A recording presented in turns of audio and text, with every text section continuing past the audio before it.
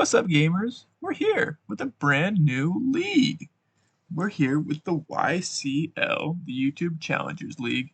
And this is a league I'm super excited to be a part of. It's a league I've been watching for a while now. Watched a good number of these guys in the past, and I'm really excited to get a chance to join this league. It's going to be my first LAN league, so, I think it's like I wouldn't say like a step up, but, it's going to be high competition, going to be more tough, tougher opponents, and I'm really excited to be playing in this because it opens up a whole lot of possibilities. 'Cause, we've been playing a lot of like 20-minute timer leagues and like showdown leagues, and I think this is going to be a whole lot of fun to be playing with the chess timer because that's something that my only real experience with that is in VGC. So I'd like to see how I do with that in the draft league format. So this is gonna be my team analysis. I didn't introduce myself yet. I maybe have some new viewers here because it's a new league and everything. So my name is Matthew. I also go by Frostlass, and I'm the coach of the Indiana Tracers. So let's just jump on into this team that we've got this season. We had I want to say 13th overall pick, and so couple of the ones that I usually pick up first overall were gone by now. Celesteela went super early. That's what I usually take with my first pick. But somehow this mod fell all the way down.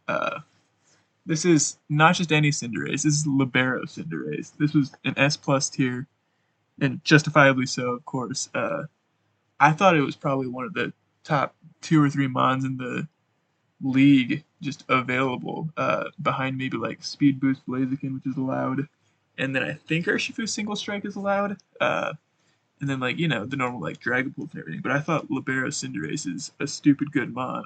I've never used it, but like at the 13th pick, I felt like I had to take it. Like you don't get the chance to use Libero Cinderace all that much because a lot of leagues don't have it, and the ones that do it usually go super early. So I figured, you know what? If it's gonna fall all the way to me, I'm definitely gonna take it. It's just a sick Pokemon. You know, you know how it works.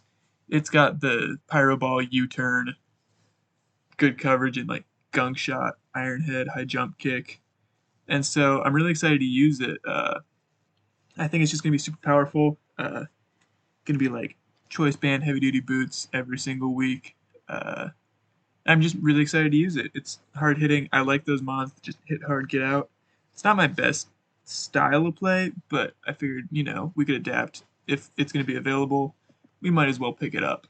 So that was our first pick. We used a whole lot of points on that. I think it was like 140 out of 700-ish points. So like definitely an investment for that S plus tier, but like for those mons, you're usually building an entire team around it, so like it's usually worth it.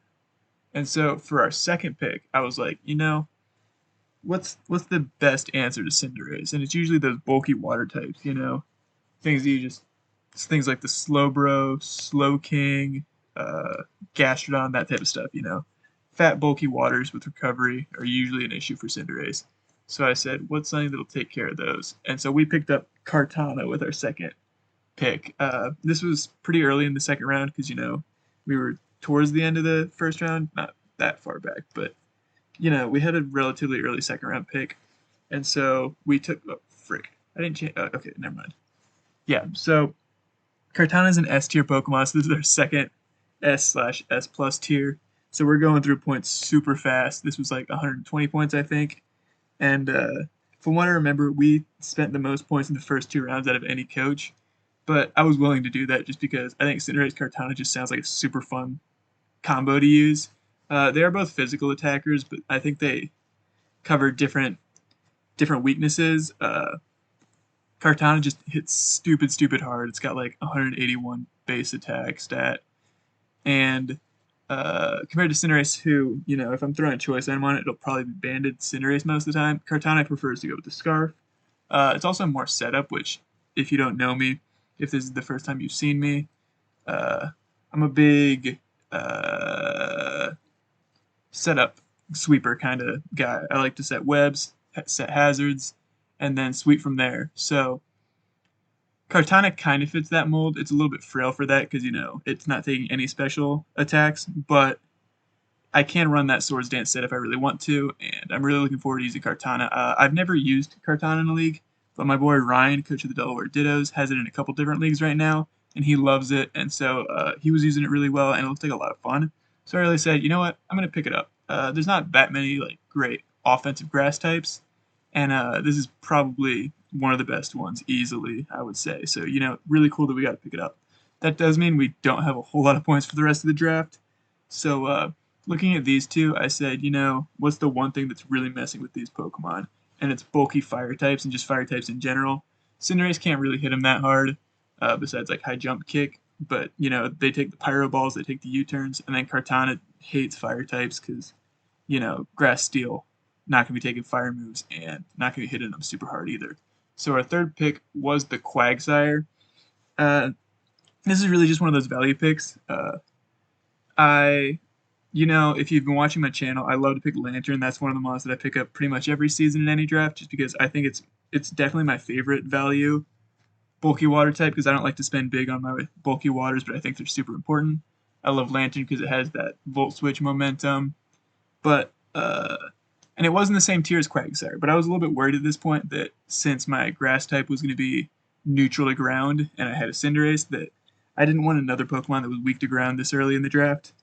And so we did go for Quagsire. It does give us recovery, which is super nice because I generally don't draft teams with a whole lot of reliable recovery.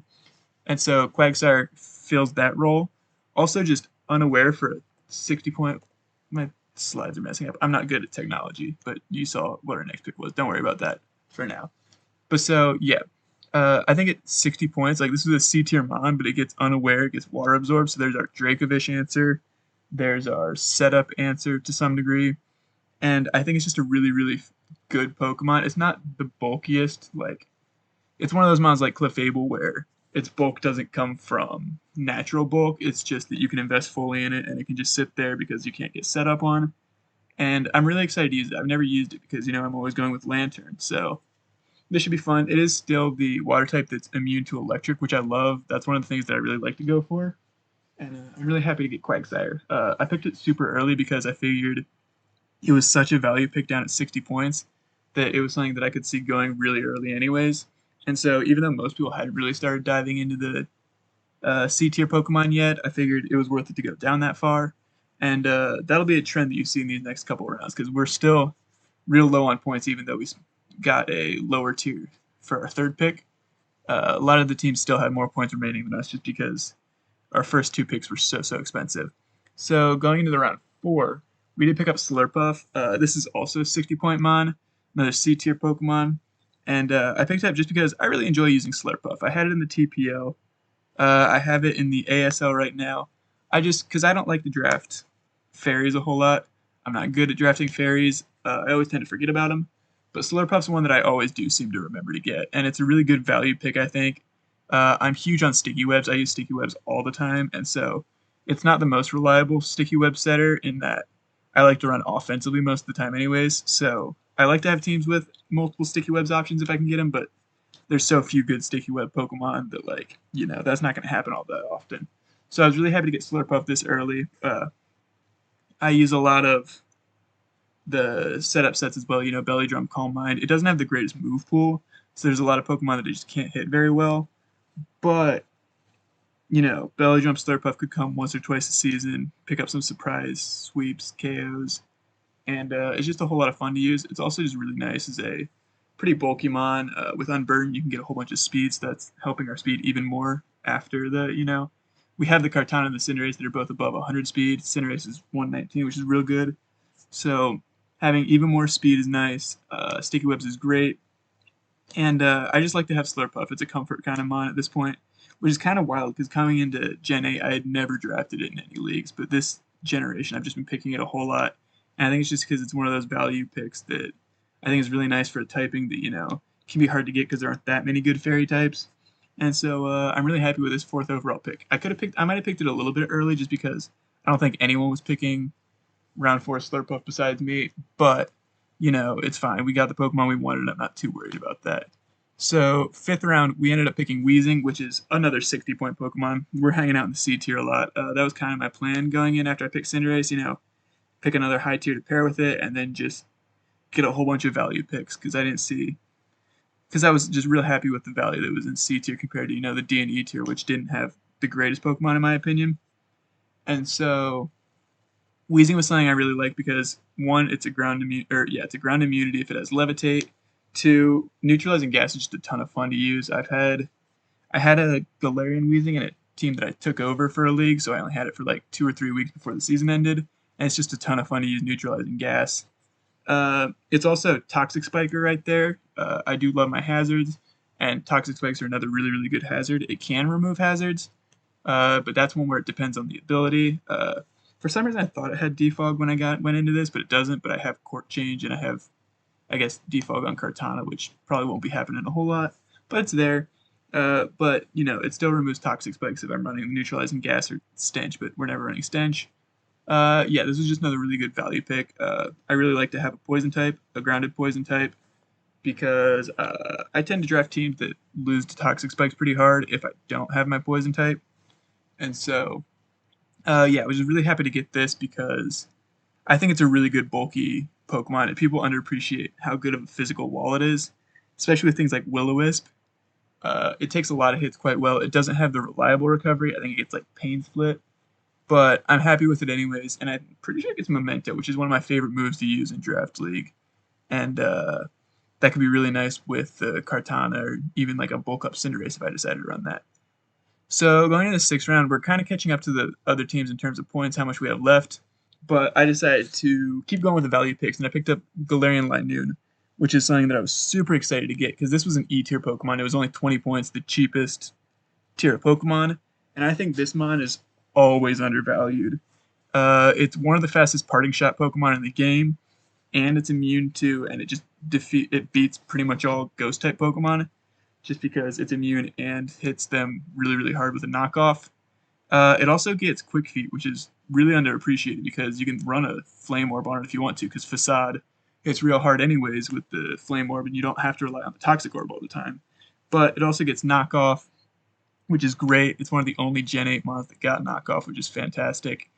And I think it's a really, really good value pick because, you can even run the Eviolite on it. I don't usually run Eviolite, but in certain matchups, if you have a real strong Ghost type that you need to handle, because I didn't have any resist going into this round, I think this is a fantastic option. And also, I'm just a huge fan of Parting Shot, just because I think momentum is fantastic for this team, getting Cinderace and Kartana on the field as much as possible in a way that, they're not taking too much damage because you're lowering attack stats as well. And I think it's just a really, really good 20-point mod. When I looked at the tiers, it was the first thing that jumped out at me in that bottom tier. And I figured that given the way that the points were working out in this league, it looked like the budgets were going to be super tight and people were going to have to be drafting a couple bottom tier Pokemon, everyone. I really wanted to grab one pretty early just because this was just one that I thought was super, super good and really, really slept on. Not spoiler, but behind the scenes, I'm recording this the day that, here, I want to get their name right. I think it's Makeda, the coast of the Boston Bidoofs. They did a power rankings, just a preseason power rankings type of thing. And them and their friend, they didn't really seem to respect the Linoone. It's definitely not a Pokemon that I'm going to bring that often, but I think it's something that catches people off guard real well. And I'm really excited to use it. I have it in the ASL as well. Hasn't been doing too much, but we did bring it to deal with a Blacephalon in one of those weeks, so it definitely puts in a good amount of work, and I just really like Parting Shot. I think it's one of the best moves in the game, and having that with Knockoff, I think is just really, really good. So next up, we're rocking with the Girder. It's just a Pokemon that I really like to use. I'm a big fan of the low-tier fighting types, and this is probably one of my favorites. It is a bit problematic. This is I think this is a 40-point mon. I don't remember what tier it is, but I think it's 40 points, so D tier. But this is a bit problematic because it is our second Eviolite user, possibly, and this league does have an item clause, so I have to be careful about bringing Linoone and Girder in the same weeks. But I think that both of them are pretty comfortable using an item that's not Eviolite anyways, especially Galarian Linoone, but I'm not too pressed about it. I just really like Girder because it's another really surprisingly bulky Pokemon if you have the Eviolite on it, and it also just hits really, really hard because it has the guts, it has the Iron Fist, it has the sheer force, and it's really good coverage. It's really just mini Conkeldurr, and it's not that much worse than Conkeldurr in my opinion, which makes it, super valuable as a cheap Pokemon. I think fighting types are just good in general. It's another defog user as well, which is nice for this team, just because I don't have a ton of removal. We're not super weak to hazards right now, but it's always nice to have more removal. I don't know how much court change is going to discourage people bringing hazard because I am definitely going to be bringing it more than once, but I think some people will forget about it or just not worry about court change just because like banded Cinderace is so much scarier. But yeah, Girder, just great coverage. Another knockoff Pokemon. I think that's really nice to have because that's our third knockoff user after Kartana and Linoone. I think that's super valuable just because in a, especially in a league where there is an item clause, if you can knock off and figure out a Pokemon's item, you can eliminate that from all the other Pokemon because you know they won't have it, which is just really good information to have. And I'm really, really happy to get Girder. I haven't used this since Gen 7, I don't think, in a league, but it was just another Pokemon that I would pick quite a lot back then. And I'm really happy to be using it again. Next up, we got Druddigon. Druddigon's a Pokemon that I don't love, but I really needed rocks. I didn't have any rock setters at this point, and this is another 60-point Pokemon, another cheap pick. So at this point, we're actually ahead of most teams in terms of how many points we have left. But Druddigon's just, I've never used it, but it's a dragon type. It's got Stealth Rocks, it's got Glare, and it's another bulky Pokemon. One problem that we're starting to run into is that most of our bulk is physically defensive, but I think we can play around that. You can make Slurpuff, Quagsire, especially bulky if you need them to. With Eviolite, my other Pokemon are pretty bulky as well. And I've run, stuff like Assault Vest Druddigon isn't the worst. It's also just really nice because Rough Skin Rocky Helmet's just a nice combination to have. But I really just picked it up for Stealth Rocks and Glare, I'm going to be honest with you. It's also nice for like the Fairy Dragon Steel core. I'm not a big proponent of cores. I don't think they're that important. Once you've been in draft leagues for long enough, you start to realize like, hey, I need this covered. I don't need this specific type as long as I have it covered in other ways. But it does finish up another core for us. I think the Firewater Grass core for our first 3 picks was actually kind of nice, just because, it's fun to have those cores because they do tend to cover each other well. But our Fairy Dragon Steel core isn't quite the same, but it's still there. And I'm just going to move on to our next Pokemon. Just don't worry about these slides doing this. I don't know why it's doing that. It's probably just because I'm bad at technology. But we're just going to keep on moving on. And surprise, we got another top tier. This is our third S tier Pokemon. It's Tapu Koko. I realized at this point that I was actually starting to stockpile a ton of points compared to a lot of teams because I've been picking so many low tier Pokemon. And I realized, hey, you know what would go really, really well with this team? A nice special attacking quick Pokemon. And Tapu Koko looks like the just perfect option for this team, just because, I have 2 real good physical breakers, and I found our third choice user every week.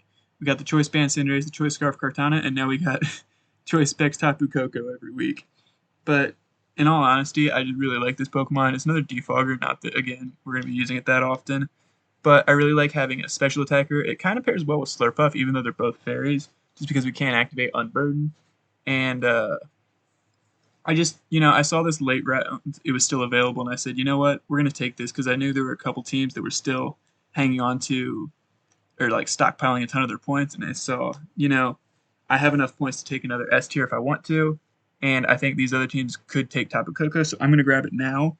I was planning on waiting until, the 10th round to pick up my last S tier, but I saw one team in particular that I said, this team really looks like they are going after Koko, but I really want this thing. So I grabbed it at 9th overall, or for my 9th round pick.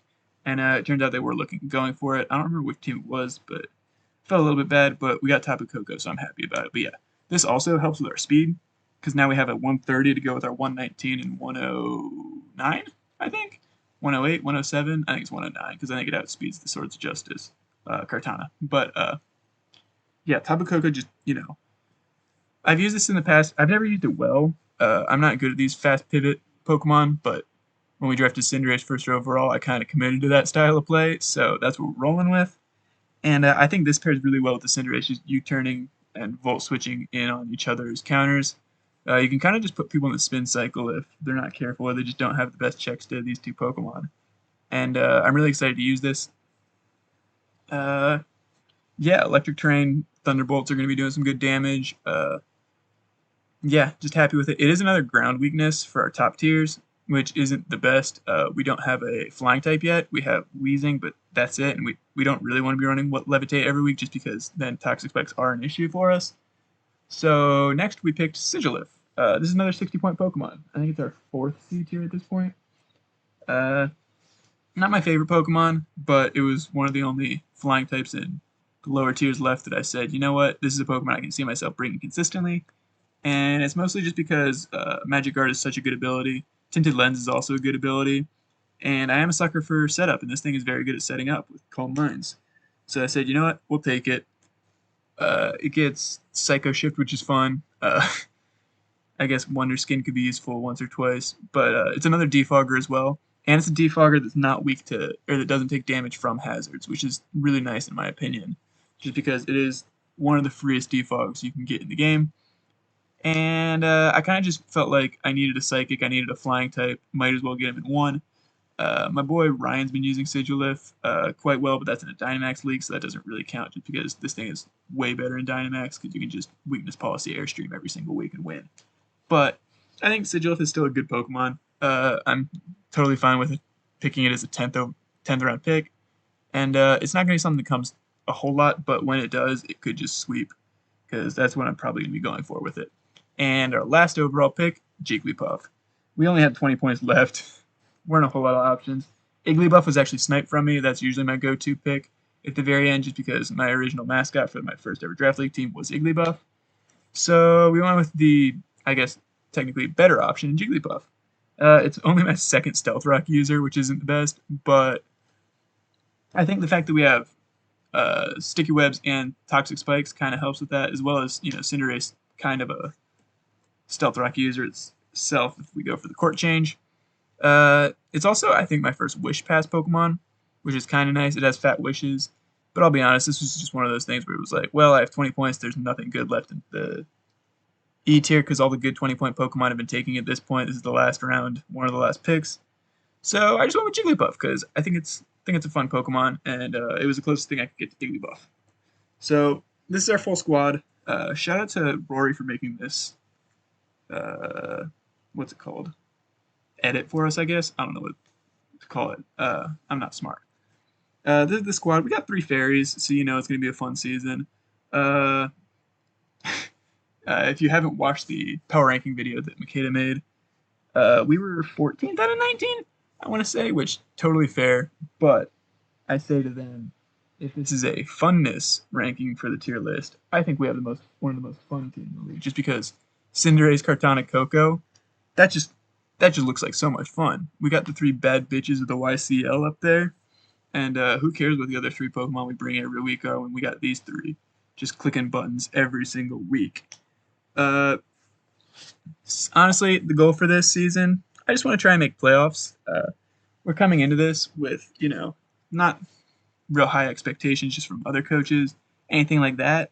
But I think it'd be fun to surprise some people. I think we can definitely win games with this team. I'm really excited to use my low tiers. I'm a big low tier guy. I love to use bottom tier Pokemon with top tier and just ignore the middle tier Pokemon, which is kind of funny since I drafted 1, 2, 3, 4, 5 C tier Pokemon. there's no in between, which is also something I really liked about this league. They didn't say like you have to draft 1 A tier, 1 B tier, 1 C tier. They said do whatever you want with your points. So I drafted 3 S tiers, 5 C tiers, a D tier, and 2 E tiers. Like they said, if you want to go big or go home, that's what you can do. And I think that gave us just a really, really fun team. Really looking forward to this season. The first week is going to be going live. Let me check the schedule real quick, because I'm really looking forward to this, and hopefully you guys are as well. The first week is going up the 10th. So we got a little less than 2 weeks before that starts. But yeah, really excited for this league. It's probably the most competitive league I've ever joined. And it's another YouTube upload league, which is sick because we love making content. And I'm really looking forward to fighting some of these coaches that I've, watched for quite a while. and I've been fans of their content. So yeah, it's gonna be real fun. For our first week, we're going up against the Cerulean City Mewtwo's, who is actually last season's runner-up. So we're gonna be having a challenge starting off the season, which wouldn't have it any other way. But I think that's all I got for you for now. I'll see you with my week 1 in 10 days or whatever, and I'll see you for ASL, PML, and anything else that I got for you. But thanks for watching, and I'll see y'all later. Bye.